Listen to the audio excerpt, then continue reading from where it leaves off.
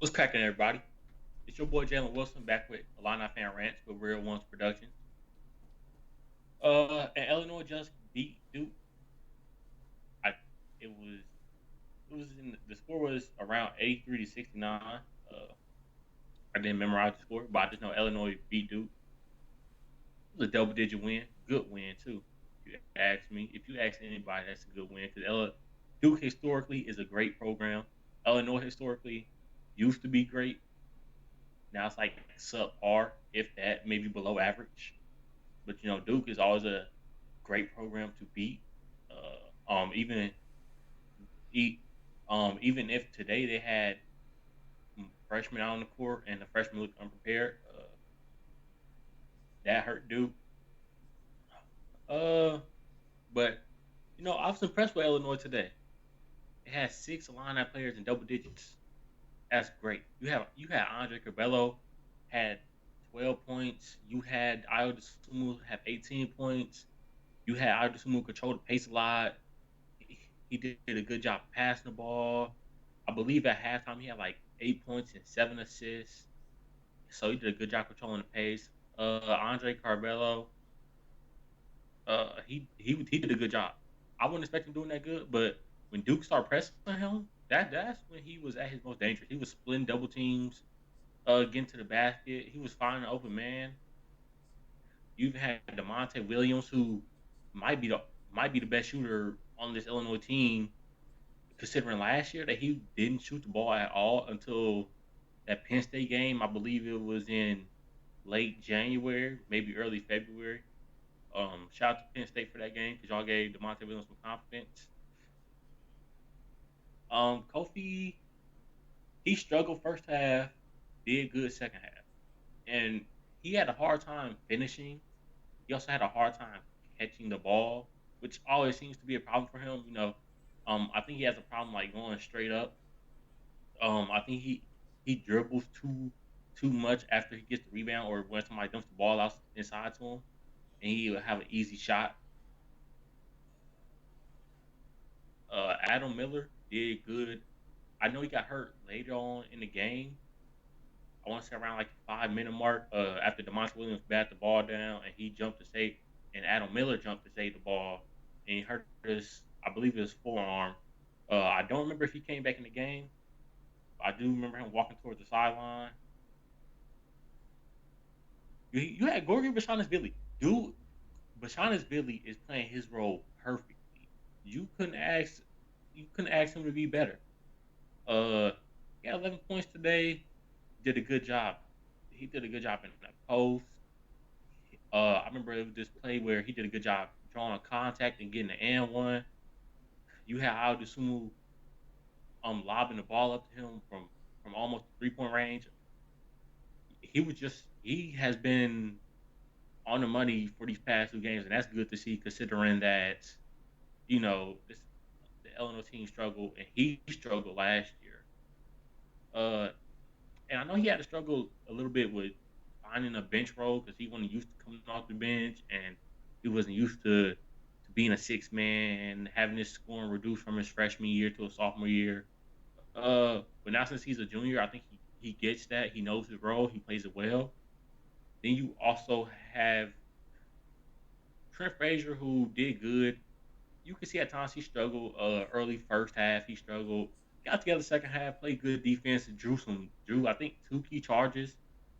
I know Brad Underwood loves that because he loves players that put his body on the line. He had Coleman Hawkins, who didn't really record any stats, but I was happy he got minutes out there just because he stretches the floor. He forces teams to space out. You can't just he doesn't allow other teams to clog the lane. He can shoot, and I love that. I think Brad Underwood should use him a lot more. Jacob Grandison didn't do much, but hey, Illinois won. I'll take that. But this game really showed me that Illinois half court defense is probably one of the best, and it also really showed me that Baylor is probably maybe the best team in the in all of college basketball. I mean, Baylor showed Illinois why they were wow, they probably were going to be a Final Four team last year. Shoot, Baylor defense is amazing. Uh, so after that Baylor game, I kind of got my head on right. I was like, it is Baylor. The defense was good. They were probably supposed to be a Final Four team last year, maybe even a national championship team. So I took that loss. But this game, Illinois played well. They did have 20 turnovers, if I'm not mistaken, and that was just bad. I know Brad Underwood hates turnovers, so they need to try to limit those next game against Missouri. And also, Illinois shot a lot better this game. They shot 7 for 11 from three, 63%. Amazing. Those are shots that wasn't falling against Baylor. Illinois needed to fall, and I was happy to see it. Uh, you had DeMonte Williams, Trent Frazier, Adam Miller. You had all them guys shooting, and it's like, yeah, like when we got to see them shots go in, it was happy because we didn't get to see those shots last game go in. Illinois struggled from 3-point range last game. It's also showed me that Illinois it still has problems in the half court offense. Uh, I believe it was I want to say around like the 13-minute mark of the second half where Duke just started making a run. The Illinois lead went from like 19 to 15 to 10. It was bad. I'm like, oh no, like what are we doing? We're looking stagnant. We're looking bad on offense. We aren't doing nothing. Players aren't doing nothing. Some players weren't moving around. It just looked bad. Thankfully, the refs kind of saved us at sometimes. Uh, it, so I wasn't too happy with the half court offense, but the fast break offense was really good, if you ask me. Illinois clearly loves to run the fast break. Also, I think Andre Carbello should be. I ain't gonna say should be starting because maybe he fits the bench role a lot better. I remember I told KT this. I think I said that maybe Andre Carbello needs to start. I believe it was before we did the Baylor. It was before Illinois faced Baylor. Uh, so I really think he needs to start, although it might be best for him to come off the bench. I do feel like either someone was more comfortable with him in because Corbello can he can create. Trent Frazier can create too, but not as good as Corbello. Uh, this was a great game. I love watching this game.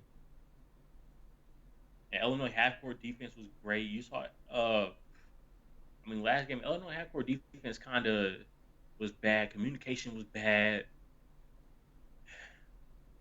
But this game, they really stepped it up. You saw they stepped it up. They half court defense was good. Communication was good. Switching was good. I thought sometimes it was bad. Some plays could have been avoided. But that happens. That's basketball. And I believe Missouri is up next. Now against Missouri, Missouri is a 3-0 team. They are not to be taken lightly. Missouri's a good team. They're an experienced team. I believe they have like 3 or 4 seniors on their squad. If that's going to be a good game, it's a rivalry game. Illinois hasn't beat Missouri in I believe it's been 5 years or 4 years maybe. I know ever since Brad Underwood been coaching there, I don't believe Illinois has won. So it's an important game for Illinois to beat Missouri, especially since it gives them bragging rights for a year. And it's like Missouri kind of had this hold on Illinois to like, oh, Illinois can be better, but they're not better in that game.